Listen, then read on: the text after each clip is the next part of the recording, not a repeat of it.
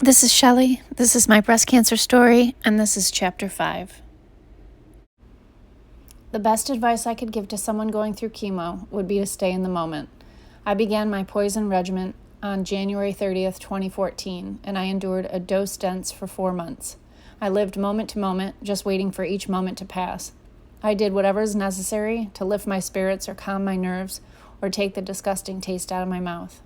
For me, it was an anxiety-filled ride through hell and a constant struggle to keep the positive attitude that everyone claims is the most important part of this process. Living in the moment means being conscious and aware of all the things going on around you right now. Well, when right now totally sucks, all you can do is hope things get better in the next moment. If you're a planner, you could make arrangements for the unbearable moments of your day by keeping frozen popsicles available to help with the constant taste of metal, or have funny movies on hand for the moments you'd rather just cry. For me, uninterested in any pre-planning, I was blessed with the gift of family and friends who gave up precious moments of their life to drop everything and visit with me, keeping me occupied so the time would pass and I could forget just how bad some moments were.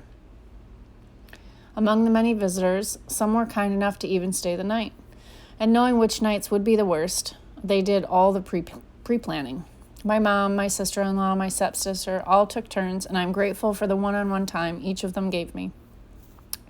Previous to the cancer diagnosis, our lives were tangled up in busy family holidays and loud kids' birthday parties, but we were rarely, if ever, had the chance to spend quality time with only each other.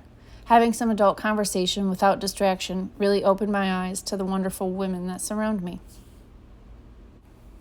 The first chemo treatment was terrifying. Street-named Red Death, it's impossible to remain calm as the nurse enters with a huge syringe of blood-red-colored poison. But with the help of some anxiety medication and fantastically caring nurses who had dealt with first-timers in the past, I survived the exhausting first day of chemo. For the first 4 rounds of this treatment, I was given adriamycin and Cytoxan, which is commonly known as AC chemo. The adriamycin must be hand-pushed into the bloodstream, which takes about 20 minutes. The Cytoxan is given intravenously but has a super slow drip. Even before arriving at our reserved seating in the infusion room, we had to have blood drawn, vitals taken, and a visit with the doctor. All in all, each of these 4 visits lasted about 7 hours. Lucy and I quickly came to learn that these chemo days are not only mentally exhausting but physically taxing as well. Similar to childbirth, my memory fails me when I try to recall the amount of pain I was in. The pain was cumulative, so it didn't hit me all at once. I was eased into hell and not thrown in after the first dose. Thankfully, I kept a detailed journal listing each and every ailment. The simplest explanation I could offer to sum up what chemotherapy feels like in an overall sense is that it's the worst hangover I've ever had, bed spins and all. Unfortunately, there's no simple remedy to fix all the damage that comes with chemo. Here's the thing. If I had just one of these symptoms, it would make me very uncomfortable. Living with all of the symptoms every day becomes unbearable at times, and there is nothing that can be done about it. Again, just wait for a new moment. So in my continued attempt to remain positive, which takes great effort these days, I will say that although I feel like this is certainly the darkest place I've ever been in, I know that I am closer to the dawn, so I continue to see each day through. March 30th, 2014, Journal Dump number 20. While enduring the treatment of chemotherapy, the physical symptoms are a given. Search any website and they'll list several of the most common, such as hair loss, digestion issues, extreme dry skin, mouth sores, etc. But much less talked about are the emotional symptoms. I did a quick search only to find mentions of how to cope when you're diagnosed, as well as information on the anxiety of reoccurrence after treatment is complete. Where is the mental health support when you're going through insanity during treatment? It's not what I feel, it's what I don't feel. I don't feel like myself. Who am I? Cancer was certainly not part of my life plan, neither was being bald. My insides don't match my outsides, or do they? I feel like my insides are rotting and being poisoned by the chemo, and on the outside, I'm bald, my skin is pale and dry, I can't wear makeup or jewelry, and I was all about the accessories. Needless to say, my insecurity levels these days through the roof. I don't feel like myself, I don't look like myself, and worst of all, I can't think for myself like I used to, which is what I understand to be called chemo brain, but that's a whole other issue in itself. Mornings are best for me, but by around 3 o'clock in the afternoon and on into the night, I become lost in a state of confusion. The simple tasks and decisions are impossible. I feel sad, anxious, and unable to complete anything I begin. The mental depression gets worse with each chemo treatment. The fourth AC chemo hit me real hard. So much so that my girlfriend had to stay home with me while I laid sick in bed and just cried. Crying for her to take away the sickness, but knowing she couldn't. The tears turned to cries of hopelessness and the wish for an angel of death to come and carry me away. My 5th chemo appointment would begin the second phase of this therapy, the Taxol. Sherry is a nurse who used to work in the cancer center, and she made a special trip over on her lunch break to say hello and flaunt a beautiful smile to bring me comfort.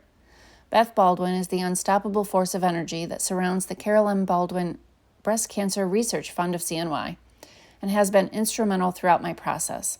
5 months ago, she made her first call to me and we talked for almost an hour. Since then, she's been a wonderful source of strength and support for myself as well as my family. She visited me today too. So my first day of Taxol wasn't as taxing because of the wonderful company and the beautiful people surrounding me.